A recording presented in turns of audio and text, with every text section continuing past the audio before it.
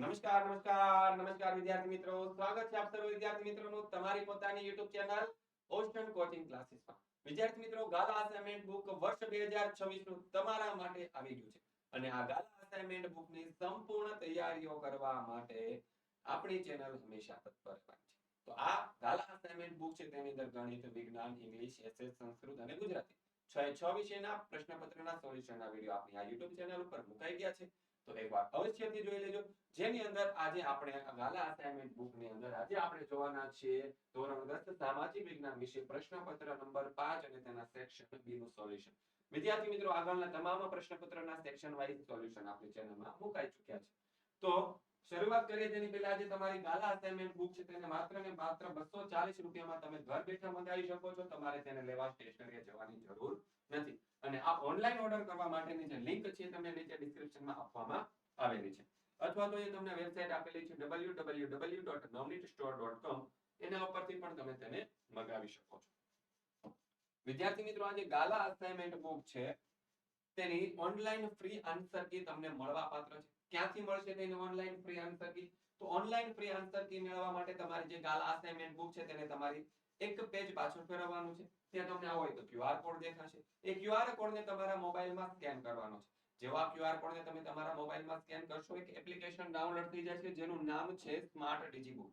આ સ્માર્ટ ડિજીબુક નામની એપ્લિકેશન જેવી ડાઉનલોડ થાય છે તમારી પાસે થોડી બેઝિક ડિટેલ્સ માંગવામાં આવે છે. નામ હોય, મોબાઈલ નંબર હોય, ઈમેલ આઈડી હોય વગેરે. આ જેવું એન્ટર કરશો ત્યારબાદ તમારે એક એક્સેસ કોડ એન્ટર કરવાનો રહેશે જે તમને અહીંયા QR કોડની બાજુમાં અહીં આપવામાં આવેલો છે. આ એક્સેસ કોડ એન્ટર કરતાની સાથે આજે ગાલા અસાઇનમેન્ટ બુક છે તેનું સંપૂર્ણ સોલ્યુશન એટલે કે આન્સર કી છે તમને ઓનલાઈન મળી જશે. સાથે સાથે આ વર્ષે ગાલા અસાઇનમેન્ટ બુક નવનીત કંપની દ્વારા તેના માસ્ટર સોલ્યુશન્સ પણ લોન્ચ કરવામાં આવેલા છે જે તમને ટૂંક સમયમાં તમારા નજીક બુક સેલરને ત્યાં મળી જશે. અને બોર્ડની પરીક્ષાની સારામાં સારી તૈયારીઓ કરવા માટે વિદ્યાર્થી મિત્રો, નવનીત કંપની દ્વારા દર વર્ષે લોન્ચ કરાય છે ગાલા 21 અપેક્ષિત પ્રશ્ન સંગ્રહ અને આમાંથી તૈયારીઓ કરીને તમે મેક્સિમમ સ્કોર છે તમારી પરીક્ષાની અંદર કરી શકો છો. તો વિદ્યાર્થી મિત્રો, સારામાં સારી તૈયારીઓ કરવા માટે આજે ગાલા 21 અપેક્ષિત પ્રશ્ન સંગ્રહો છે કે જેની અંદર તમને દરેક વિષયની એક અલગ અલગ બુક મળે છે. તો આ તમારા નજીકના બુક સેલરને ત્યાં જઈને તમારા મનપસંદગીના વિષયની તમે જે ગાલા 21 અપેક્ષિત પ્રશ્ન સંગ્રહ છે તે વસાવી શકો છો, લઈ શકો છો. ઓકે, તો હવે શરૂઆત કરીએ આજના આપણે આ સોલ્યુશનની કે એમાં પ્રશ્ન નંબર આપેલી છે સૂચના સેક્શન બી ની અંદર કે આપેલા 13 પ્રશ્નોમાંથી કોઈ પણ 9 પ્રશ્નોના આપણે માંગ્યા મુજબ જવાબ લખવાના છે. 2 ગુણનો પ્રશ્ન અને ટોટલ 18 ગુણનો આપણો આ સેક્શન છે. તો જોઈએ 25 નંબરનો સવાલ કે ભારતના સાંસ્કૃતિક વારસામાં કઈ કઈ બાબતોનો સમાવેશ થાય છે. જે બાબતોનો સમાવેશ થાય સાંસ્કૃતિક વારસામાં એ બધી જ વસ્તુ લખી દેવાની. મંદિર હોય, સ્તૂપ હોય, દરવાજા હોય, વિહાર હોય, ચેત્ય હોય, મકબરા, મસ્જિદ, કિલ્લા, ગુંબજ, રાજમહેલ, દરવાજા, ઇમારતો, ખનન કરેલા સ્થળો, ઐતિહાસિક સ્મારકો તેમજ આપણા સ્વાતંત્ર્ય સંગ્રામના ઐતિહાસિક સ્થળો, આ બધાનો સમાવેશ આપણા સાંસ્કૃતિક વારસામાં થાય છે. ત્યારબાદ બીજો સવાલ છે કે નેગ્રીટો અથવા તો હબસી પ્રજા વિશે ટૂંકમાં માહિતી આપો. તો કેટલાક ઇતિહાસકારોના મતે આ જે નેગ્રીટો જે હતા ને અથવા તો જે નીગ્રો પ્રજા હતી ને તે હબસી ભારતની સૌથી પ્રાચીન નિવાસીઓ હતા. તેઓ આફ્રિકામાં બલુચિસ્તાનના માર્ગે થઈને ભારતમાં આવ્યા હતા. ક્યાંથી? આફ્રિકાથી બલુચિસ્તાનના માર્ગે થઈ અને ભારતમાં આવ્યા હતા. શ્યામ વર્ણ, 4 થી 5 ફૂટ ઊંચાઈ અને માથે વાંકડિયા વાળ એ એમની શારીરિક વિશેષતાઓ હતી. ત્યારબાદ ભારતના પ્રાકૃતિક વારસામાં કઈ કઈ બાબતોનો સમાવેશ થાય છે જોવાનું છે. સિમ્પલ વસ્તુ. તો ભારતનો પ્રાકૃતિક વારસો છે એ વિશિષ્ટ અને વૈવિધ્યતાથી ભરેલો છે. તેમાં નીચેની બાબતોનો સમાવેશ થાય છે. જોઈએ કે ભાઈ ઊંચા પર્વતો હોય, જંગલો હોય, ઝરણા, નદી, રણ, સાગર, વિશાળ ફળદ્રુપ મેદાનો, ખીણ પ્રદેશો, ઋતુઓ, તરુઓ, વેલાવેલીઓ, પર્ણો, પુષ્પો, જીવજંતુઓ વગેરે પ્રાકૃતિક વિશિષ્ટતાઓ ધરાવતા બાબતોનો સમાવેશ પ્રાકૃતિક વારસામાં થાય. બહુ સિમ્પલ વસ્તુ છે. ભારતના ભૂમિ દ્રશ્યો જોઈએ તેમાં વિવિધ પ્રકારના ખડકો હોય, શિલા હોય, ખનિજ હોય, વનસ્પતિ હોય એનો સમાવેશ થાય. પછી હવામાનમાં ફેરફાર થતા પરિવર્તનો પ્રાકૃતિક વારસાને અસર કરે. બરાબર છે. આપણા પ્રાકૃતિક વારસામાં પર્વતો, નદીઓ, વૃક્ષો, પશુઓ તેમજ પ્રકૃતિની શક્તિઓને દેવી સ્વરૂપે પણ આપણે સ્વીકારીએ છીએ. ત્યારબાદ જોઈએ આપણે સૌ પ્રકૃતિના સંતાન છીએ. પ્રકૃતિ આપણને ખોરાક, પાણી, શુદ્ધ વાયુ તેમજ નિવાસસ્થાન જેવી જરૂરિયાતો પણ પૂરી પાડે છે. અને આપણે પીપળો અને વડ જેવી વૃક્ષોને, તુલસી જેવા છોડને આપણે પવિત્ર માની એની પૂજા કરીએ. ભારતના પ્રાકૃતિક વારસામાં પંચતંત્રની વાર્તાઓ, બૌદ્ધ ધર્મની જાતક કથાઓને પણ સ્થાન આપણે આપીએ છીએ. ભારતના શાસ્ત્રીય સંગીત અને લોક સંગીતને પ્રકૃતિ તથા ઋતુઓ સાથે જોડવામાં આવ્યા છે. કેટલાક શાસ્ત્રીય રાગો દિવસના જુદા જુદા પ્રહરો પર પણ આધારિત છે. આપણા ગીતો, કાવ્યો, તહેવારો, ચિત્રો વગેરે વિષય વસ્તુ તરીકે પણ મુખ્યત્વે પ્રકૃતિ અને ઋતુ સ્વરૂપે રહેલી છે. આપણું આયુર્વેદિક, યુનાની અને નિસર્ગોપચારી જેવી ચિકિત્સા પદ્ધતિઓ પણ સંપૂર્ણપણે શેના પર આધારિત છે? તો કે પ્રકૃતિ પર આધારિત છે. ત્યારબાદ 27 નંબરનો સવાલ કે ગુજરાતના ગરબા અને ગરબી વિશે ટૂંકમાં માહિતી આપો. તો ગરબો શબ્દ શેના ઉપરથી ઉતરી આવ્યો? તો કે ગર્ભદીપ ઉપરથી ઉતરી આવ્યો છે. કોરેલા ઘડામાં દીવો મૂકી તેને ચારે બાજુ નૃત્ય કરવું અથવા તો ઘડાને માથા પર મૂકી વર્તુળાકારે નૃત્ય કરવું, તેને શું કહેવાય? ગરબો કહેવાય.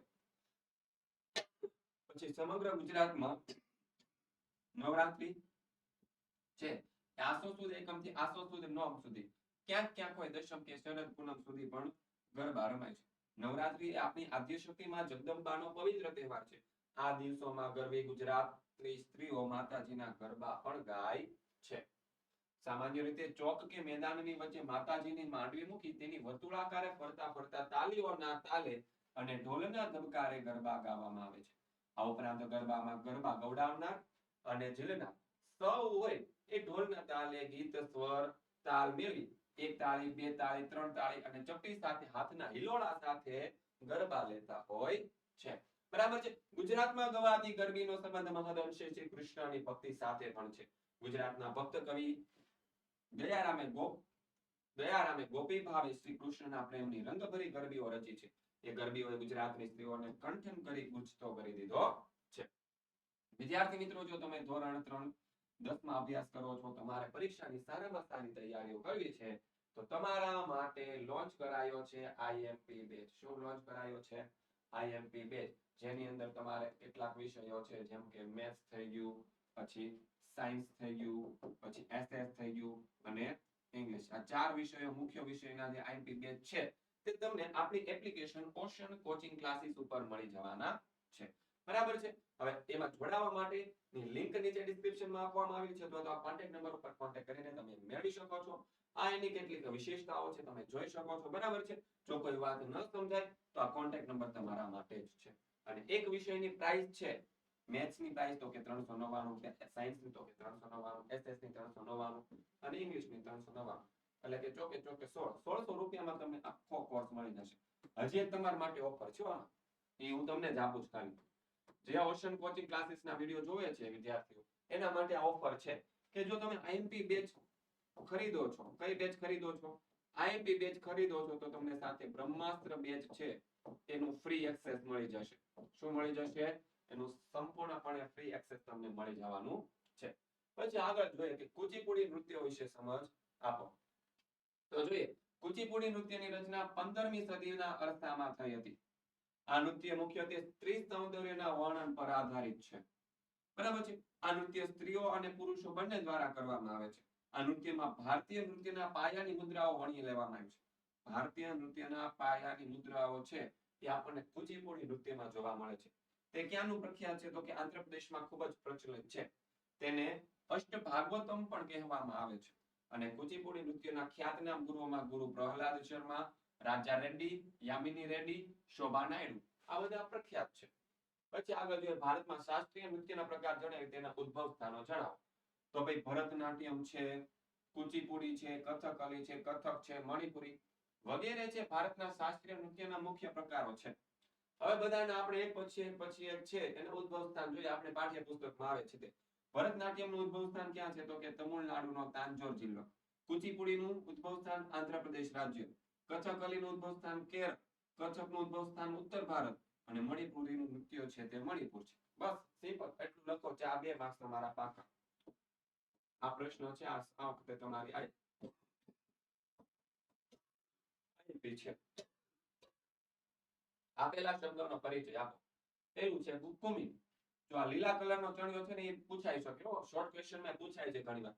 કે મણિપુરી નૃત્ય કરતી વખતે પહેરવામાં આવતો જે લીલા રંગનો ઘેરદાર ચણિયો છે ને એને કુમિન કહેવાય. અને બીજું છે ગરબા. તો ગરબો શબ્દ ગર્ભદીપ ઉપરથી ઉતરી આવ્યો છે. હમણાં આપણે આગળ જોયું તે એની જ વસ્તુ, કોરેલા ઘડામાં દીવો મૂકી તેને ચારે બાજુ નૃત્ય કરવું, અથવા તો ઘડાને માથે મૂકી અને વર્તુળાકારે નૃત્ય કરવું, તેને આપણે ગરબા કહીએ છીએ. અને સમગ્ર ગુજરાતમાં નવરાત્રી ચાલે એટલે કે આસો સુદ એકમથી આસો સુદ નોમ સુધી દરમિયાન સ્ત્રીઓ છે એ માતાજીના ગરબા રમે છે. પછી હમ્પી નગરની સ્થાપત્ય કલાનો પરિચય આપો. શેની સ્થાપત્ય કલા છે? તો કે હમ્પી નગરની સ્થાપત્ય કલાનો આપણે અહીંયા પરિચય આપવાનો છે. તો કે હમ્પી છે એ કર્ણાટક રાજ્યના બેલ્લારી જિલ્લામાં હોસપેટ તાલુકામાં તુંગભદ્રા નદીના કિનારે આવેલું શહેર છે. અને 14મી સદીમાં તે વિજયનગર સામ્રાજ્યની રાજધાનીનું શહેર હતું. પછી વિજયનગરના શાસકો કલાપ્રેમી હતા. તેમને શાસનકાળ દરમિયાન વિજયનગર રાજ્યમાં સ્થાપત્યની વિશિષ્ટ શૈલી વિકસી હતી. અને કૃષ્ણદેવરાય પ્રથમના સમય દરમિયાન એ સ્થાપત્ય શૈલી સર્વોચ્ચ શિખરે પહોંચી. વિશાળ પથ્થરને કોતરીને બનાવેલા વિશાળ, ભવ્ય અને કલાત્મક સ્તંભો એ વિજયનગર સ્થાપત્ય શૈલીની મુખ્ય વિશેષતા છે. સ્તંભાવલી પર દેવો હોય, મનુષ્ય હોય, પશુઓ હોય, યોદ્ધાઓ હોય, નર્તકીઓ હોય અને સુંદર અને કલાત્મક શિલ્પો છે એ ત્યાં કંડારવામાં આવેલા હતા. કૃષ્ણદેવરાય પ્રથમના સમય દરમિયાન હમ્પીમાં અનેક ભવ્ય સ્થાપત્યનું નિર્માણ થયું. હવે અનેક ભવ્ય સ્થાપત્યનું નિર્માણ થયું એમાં વિઠ્ઠલ મંદિર અને હજારાનું રામ મંદિર મુખ્ય છે. અને વિજયનગરના શાસકોએ બનાવેલું વિરૂપાક્ષનું મંદિર છે, શ્રી કૃષ્ણનું મંદિર છે, અયુતયરાયનું મંદિર છે, વગેરે હમ્પી નગરની સ્થાપત્ય કલાના શ્રેષ્ઠમાં શ્રેષ્ઠ ઉદાહરણો છે. વિદ્યાર્થી મિત્રો, આજે ગાલા અસાઇનમેન્ટ બુક છે તેની તમારે સંપૂર્ણ સોલ્યુશનની જો પીડીએફ જોઈતી હોય તો એ પીડીએફ છે એ તમને મળશે. ક્યાંથી મળશે પીડીએફ?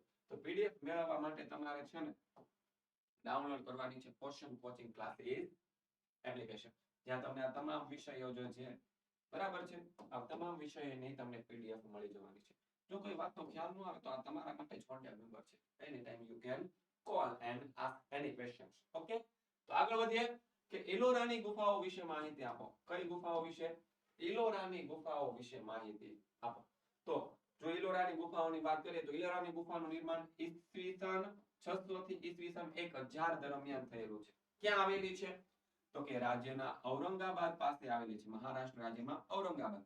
34 ગુફાઓ છે. એમાંથી 1 થી 12 ગુફાઓ બૌદ્ધ ધર્મની, 13 થી 29 ગુફાઓ હિન્દુ ધર્મની અને 30 થી 34 ગુફાઓ જૈન ધર્મની છે. બરાબર છે? 1 થી 12 ગુફાઓ બૌદ્ધ ધર્મની, 13 થી 29 ગુફાઓ છે એ હિન્દુ ધર્મની અને 30 થી 34 ગુફાઓ જૈન ધર્મની. હિન્દુ ધર્મની ગુફાઓનું નિર્માણ રાષ્ટ્રકૂટ વંશના રાજાઓના સમયમાં થયું છે. અહીં બૌદ્ધ, જૈન અને હિન્દુઓના સાંસ્કૃતિક યુગને પ્રદર્શિત કરતી મૂર્તિઓ અને સ્તંભો પણ છે. અને ઇલોરાની ગુફાઓ બૌદ્ધ, હિન્દુ અને જૈન ધર્મનું પવિત્ર સ્થાન પણ બન્યું છે. ઇલોરા પરિસર તેના ઉત્કૃષ્ટ અને અદ્વિતીય કલા સર્જનથી શોભાયમાન બન્યું છે. તે ભારતનો અદ્ભુત વારસો છે. ઇલોરાની ગુફાનું મુખ્ય આકર્ષણ શું છે? તો કે ત્યાંનું કૈલાસ મંદિર. તેની લંબાઈ 50 મીટર છે અને પહોળાઈ 33 મીટર અને ઊંચાઈ 30 મીટર છે. અને આ જે કૈલાસ મંદિર છે ને તેને એક જ પથ્થરમાંથી કોતરીને બનાવવામાં આવેલો છે. અને કૈલાસ મંદિર તેના દરવાજા, તેના ઝરૂખા, તેની અંદર સુંદર સ્તંભોથી સુશોભિત છે. સુશોભન છે તે અવર્ણનીય છે. ત્યારબાદ એક્સ્ટ્રા ક્વેશ્ચન કે બૃહદેશ્વર મંદિરનો પરિચય આપો. તો બૃહદેશ્વર મંદિર ક્યાં આવેલું? તો કે તમિલનાડુ રાજ્યના તાંજોર જિલ્લામાં આવેલું છે. આ મંદિર 1003 થી 1010 ના સમયગાળા દરમિયાન ચોલ વંશના રાજા રાજરાજ પ્રથમે બનાવ્યું હતું. અને રાજરાજ પ્રથમે બનાવ્યું છે તેને રાજરાજેશ્વર મંદિર પણ કહેવાય છે. બરાબર છે? આ મંદિર દેવાધિદેવ શિવનું છે. શિવ મહાદેવ ગણાતા હોવાથી આ મંદિરને બૃહદેશ્વર કહેવાય છે. આ મંદિરનું નિર્માણ દ્રવિડ સ્થાપત્ય શૈલીમાં થયેલું છે. આ મંદિરની લંબાઈ 500 ફૂટ, પહોળાઈ 250 ફૂટ અને આસપાસ કોટ પણ બનાવેલો છે. તેનું શિખર જમીનથી લગભગ 200 ફૂટ ઊંચું છે. અને તે સમય આજના સમયની એ સમયની વાત છે જ્યારે બને તે સમયે બૃહદેશ્વર મંદિરની ગણના એક ઊંચા મંદિર તરીકે થતી હતી. ભવ્ય શિખર, વિશાળ કદ, કલાત્મક સુશોભનને કારણે આ મંદિર સ્થાપત્ય કલામાં છે અદ્વિતીય વારસો ધરાવે છે. બૃહદેશ્વર મંદિર દક્ષિણ ભારતના ભવ્ય મંદિરોમાં સ્થાન ધરાવે છે. ભારતમાંથી લુપ્ત થતા વન્યજીવ વિશે ટૂંકમાં માહિતી આપો. તો કે માનવીય દખલના કારણે આજે અસંખ્ય વન્યજીવો છે એ શેના તો કે વિનાશને આરે આવીને ઉભા છે. ગત સદીની શરૂઆતમાં કહીએ તો વાઘ સમગ્ર ભારતમાં જોવા મળતા હતા. ગત સદીની શરૂઆત એટલે કે 1901 ની વાત થાય છે. આજે માત્ર મધ્યપ્રદેશ, પશ્ચિમ બંગાળ અને હિમાલય ક્ષેત્રના જંગલોમાં જ આપણને વાઘ જોવા મળે છે. એ સમયના ગાળામાં ગુજરાતમાં ઈડર, અંબાજી, પંચમહાલ અને ડાંગના જંગલોમાં વાઘ હતા. આજે ગુજરાતના જંગલોમાંથી વાઘ સંપૂર્ણપણે નષ્ટ થયા છે અને આજે ભારતના જંગલોમાંથી ચિત્તો પણ સંપૂર્ણપણે નષ્ટ થઈ ગયો છે. અગાઉ ભારતના જંગલમાં સતત જોવા મળતી પક્ષીઓની અનેક જાત આજે ભાગ્યે જ જોવા મળે છે. શું છે તો કે અગાઉ ભારતના જંગલમાં જોવા મળતી પક્ષીઓની અનેક જાત હવે ક્યારેક ક્યાંક જ જોવા મળે છે.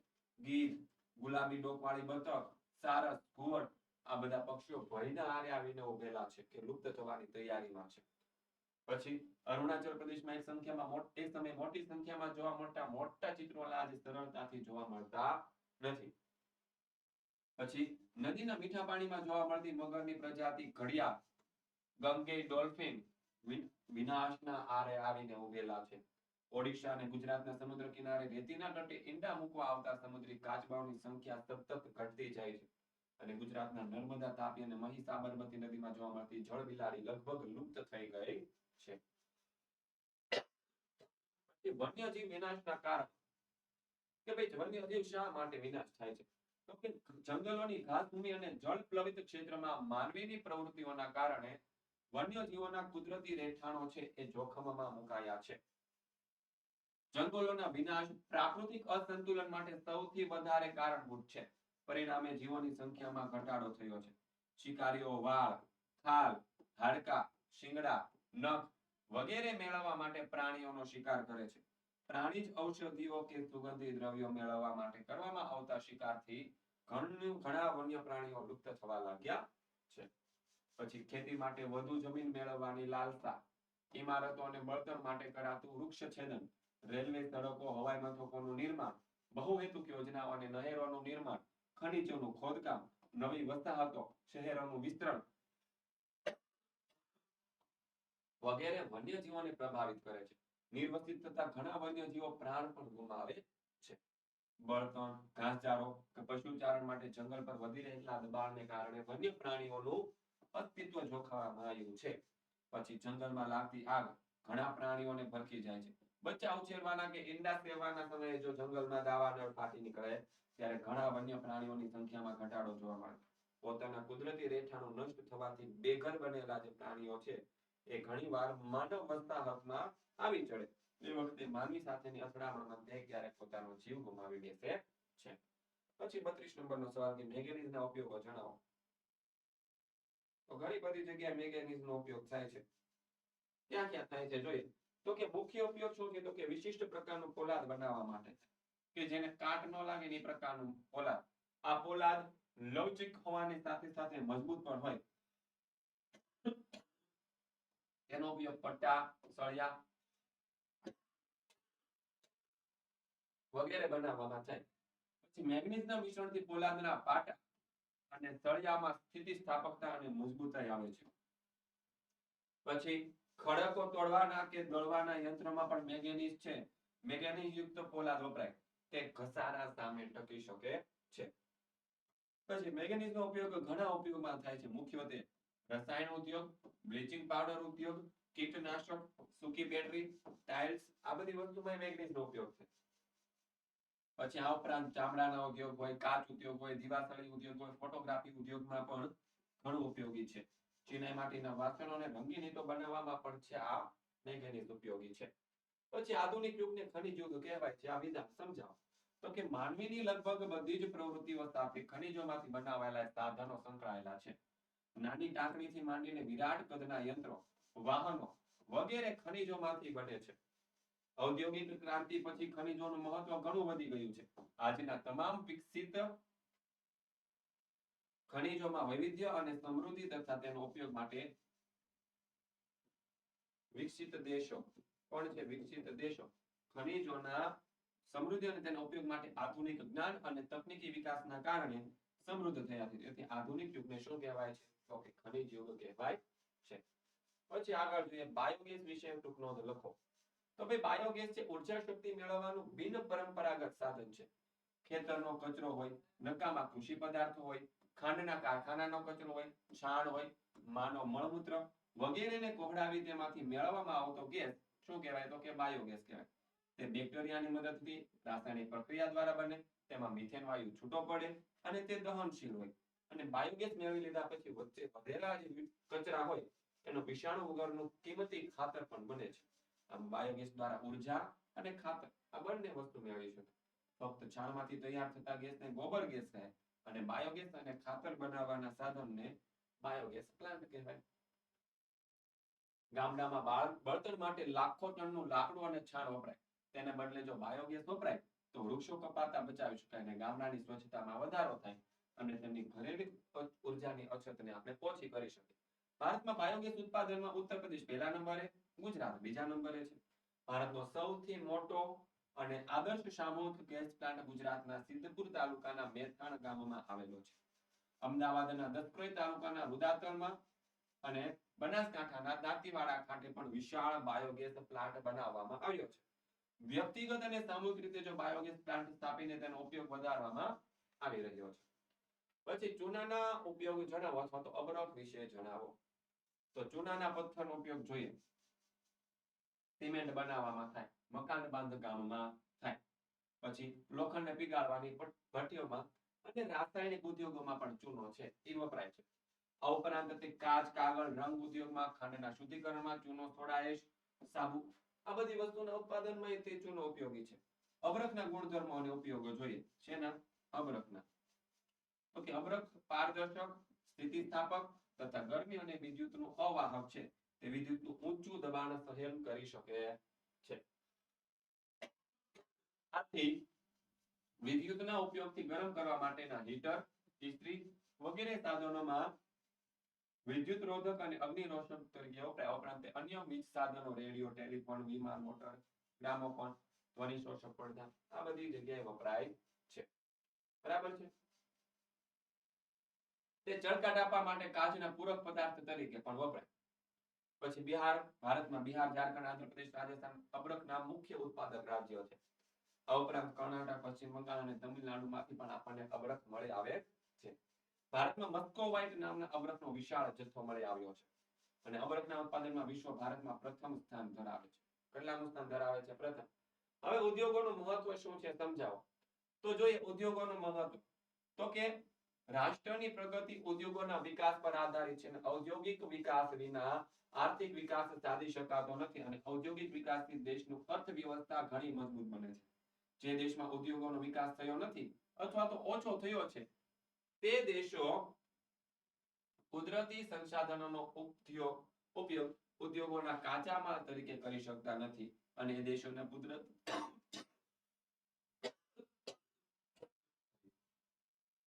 કુદરતી સંસાધનોને ઓછા મૂલ્ય વેચી અને કાચા માલમાંથી વસ્તુઓ મોંઘા ભાવે વિદેશ પાસેથી ખરીદવા પડે છે. પરિણામે તેઓ ઔદ્યોગિક વિકાસ સાધી શકતા નથી અને તેમનો આર્થિક વિકાસ છે એ રૂંધાઈ જાય છે. દેશમાં ઉદ્યોગો સ્થાપવાથી ઉત્પાદનમાં વધારો થાય, લોકોનું જીવન ધોરણ ઊંચું આવે, ઉદ્યોગોમાં રોજગારી મળવાથી લોકોનું જીવન ધોરણ છે એ સુધરે છે. ઉદ્યોગોમાં કામ કરતા લોકોનું તકનીકી જ્ઞાન વધે, સાથે સાથે તેમની ઉત્પાદન ક્ષમતા, આવક, ખરીદ શક્તિ પણ વધે. આમ થવાથી રાષ્ટ્રનો આર્થિક વિકાસ થાય. ભારતમાં રાષ્ટ્રીય ઉત્પાદનના ઉદ્યોગોનો ફાળો લગભગ 29% છે, જે ઉદ્યોગોનો મહત્વ દર્શાવે છે. પછી ઔદ્યોગિક પ્રદૂષણ વિશે માહિતી આપો. તો ઉદ્યોગોના લીધે મુખ્ય 4 પ્રકારના પ્રદૂષણ જોવા મળે: હવા પ્રદૂષણ, જળ પ્રદૂષણ, ભૂમિ પ્રદૂષણ અને ધ્વનિ પ્રદૂષણ. બરાબર છે. હવે એમાં જોઈએ ઉદ્યોગો થકી નીકળતા ધુમાડામાં કાર્બન મોનોક્સાઇડ અને સલ્ફર ડાયોક્સાઇડ જેવા અતિ હાનિકારક વાયુ હોય તે હવાને પ્રદૂષિત કરે અને હવા પ્રદૂષણ જીવજંતુઓ, પદાર્થ અને સમગ્ર પર્યાવરણને નુકસાન કરે છે. પછી બીજું ઔદ્યોગિક કચરાવાળું પાણી જળ પ્રદૂષણ ફેલાવે.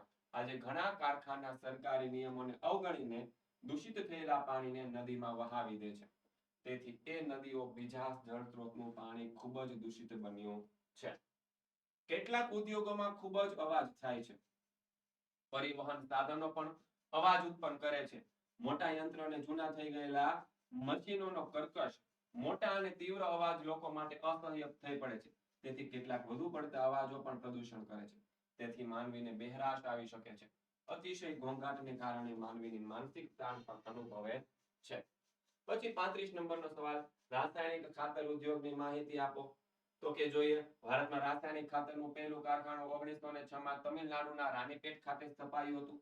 આ ઉદ્યોગને વાસ્તવિક વિકાસ 1951 માં ફર્ટિલાઇઝર કોર્પોરેશન ઓફ ઇન્ડિયા દ્વારા ઝારખંડના સિંદરીમાં સ્થપાયેલ કારખાનાથી થયો. હરિયાળી ક્રાંતિના લીધે ખાતરની માંગ વધવાથી તેમજ કુદરતી વાયુની સુલભતાથી દેશના ઘણા ભાગોમાં રાસાયણિક ખાતરના કારખાના સ્થપાયા. 50% થી વધુ રાસાયણિક ખાતરનું ઉત્પાદન ગુજરાત, તમિલનાડુ અને ઉત્તર પ્રદેશ અને પંજાબ અને કેરળમાં છે. ગુજરાતમાં કંડલા, કલોલ, વડોદરા, હજીરા, ભરૂચ આ બધા શહેરમાં રાસાયણિક ખાતરના કારખાનાઓ આવેલા છે. પછી 36 નંબરનો સવાલ, જુદી જુદી પંચવર્ષીય યોજનાઓ હેઠળ અનુસૂચિત જાતિ અને અનુસૂચિત જનજાતિ માટે કઈ કઈ જોગવાઈઓ કરવામાં આવેલી છે. તો જોઈએ કે પંચવર્ષીય યોજનામાં અનુસૂચિત જાતિ અને જનજાતિના બાળકો માટે છાત્રાલયો ખોલવામાં આવ્યા છે. શિષ્યવૃત્તિઓની યોજના અમલમાં મુકાયેલી છે. તેમના માટે વિવિધ પ્રતિયોગિતા કસોટી માટે તાલીમ અને માર્ગદર્શન આપતા વર્ગો ચલાવવામાં આવે છે. તેમાં કેન્દ્ર સરકાર તરફથી નાણાકીય સહાય આપવામાં આવે છે. તેમના શૈક્ષણિક વિકાસ માટે આશ્રમ શાળાઓ પણ શરૂ કરવામાં આવે છે. સરકારી નોકરીઓમાં આ બંને જાતિઓના ઉમેદવાર માટે ઉંમર, ફી, લાયકાતોના ધોરણમાં કેટલીક છૂટછાટ પણ આપવામાં આવે છે. આગળ જોઈએ, તેમના માટે મેડિકલ, ફાર્મસી, એન્જિનિયરિંગ કોલેજ કક્ષાએ તેમજ કેટલીક ઉચ્ચ કક્ષાની શિક્ષણ સંસ્થામાં કેટલીક બેઠકો અનામત રાખવામાં આવે છે. કોલેજ કક્ષાના કેટલાક અભ્યાસક્રમો માટે પુસ્તક બેંકની યોજનાઓ પણ શરૂ કરવામાં આવી રહી છે. 1992 માં ડોક્ટર બાબા સાહેબ આંબેડકરની જન્મ શતાબ્દી દરમિયાન ડોક્ટર બાબા સાહેબ આંબેડકર નામની સંસ્થા સ્થાપવામાં આવી હતી. એ સંસ્થા છે નબળા વર્ગોની સામાજિક સમજ, ઉદ્ધાર સામાજિક પરિવર્તન, ક્ષમતા, ન્યાય અને માનવ ગરિમા માટે કામ કરનાર વ્યક્તિને ડોક્ટર આંબેડકર પુરસ્કારથી સન્માને છે. આ બંને જાતિઓના કલ્યાણ અને હિતોની સુરક્ષા માટે રાજ્યમાં એક અલગ વિભાગ તથા કેન્દ્રમાં એક વિશિષ્ટ અધિકારીની નિમણૂક કરવામાં આવી છે. આ બંને જાતિઓ માટે રાષ્ટ્રીય આયોગની સ્થાપના કરવામાં આવી છે. પછી સાંપ્રદાયિકતા નાબૂદ કરવાના કોઈ પણ 4 ઉપાયો જણાવો. તો જોઈએ, સાંપ્રદાયિક તત્વ સામે સૌ નાગરિકોએ સરકારે સખ્તાઈથી કામ લેવું.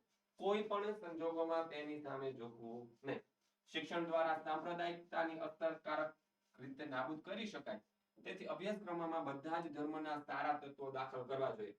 તદુપરાંત શિક્ષણમાં શાળાઓમાં સર્વ ધર્મની પ્રાર્થનાઓ તેમજ સામાજિક અને ધાર્મિક તહેવારોની ઉજવણી કરવી જોઈએ, જેથી વિદ્યાર્થીઓમાં સર્વ ધર્મ સમદ્રષ્ટિનો ભાવ વિકસે. પછી ત્રીજું કે ભારતમાં ચૂંટણી પંચે સાંપ્રદાયિક વિચારસરણી પર આધારિત રાજકીય પક્ષોને માન્યતા આપવી નહીં. ચૂંટણી માટે ખાસ આચાર સંહિતા બનાવીને તેનો ચુસ્તપણે અમલ પણ કરાવવો જોઈએ. રેડિયો, ટેલિવિઝન, ફિલ્મ જેવા દ્રશ્ય શ્રાવ્ય માધ્યમો લોકમત ઘડનારા શ્રેષ્ઠ વિજાણુ માધ્યમો છે. રેડિયો અને ટેલિવિઝનને પોતાના કાર્યક્રમો દ્વારા તેમજ સિનેમાના પડદા પર ફિલ્મોએ સમજાવેલા સર્વધર્મ સમભાવ અને સહિષ્ણુતાની ભાવનાને પ્રચાર કરવો જોઈએ. રેડિયો અને ટેલિવિઝન રાષ્ટ્રીય હિતો અને રાષ્ટ્રવાદને પ્રોત્સાહન મળે તેવા કાર્યક્રમો પ્રસારિત કરવા જોઈએ. યુવાનોમાંથી સાંપ્રદાયિક ભાવના નાબૂદ થાય અને તેમનામાં વૈજ્ઞાનિક દ્રષ્ટિકોણ ખીલે તેવા શૈક્ષણિક અને સામાજિક પ્રયત્ન પણ આપણે કરવા જોઈએ. તો વિદ્યાર્થી મિત્રો, જો તમે ધોરણ 10 ના વિશે વધારે અપડેટ મેળવવા માંગતા હોય તો કયો વિડિયો ક્યારે આવવાનો છે, તો એના માટે તમારે WhatsApp ગ્રુપની અંદર જોઈન થઈ જવાનું છે. લિંક નીચે તમને નીચે ડિસ્ક્રિપ્શનમાં આપવામાં આવેલી છે. અને જો વાત કરીએ આપણે IMP બેચની, કોની IMP બેચની, તો IMP બેચ વિશે વધારે માહિતી મેળવવી હોય તો આપણો કોન્ટેક્ટ નંબર આપેલો છે. વિદ્યાર્થી મિત્રો, આ તો સરસ મજાનું તમારું પ્રશ્નપત્ર 5 નો સેક્શન 3 નું સોલ્યુશન, એટલે કે સેક્શન C નું સોલ્યુશન. મળીએ છીએ સેક્શન D ના સોલ્યુશન, સોરી સેક્શન B નું સોલ્યુશન. હવે મળીએ છીએ સેક્શન C ના સોલ્યુશન સાથે. ત્યાં સુધી વિદ્યાર્થી મિત્રો, જય હિન્દ, જય ભારત.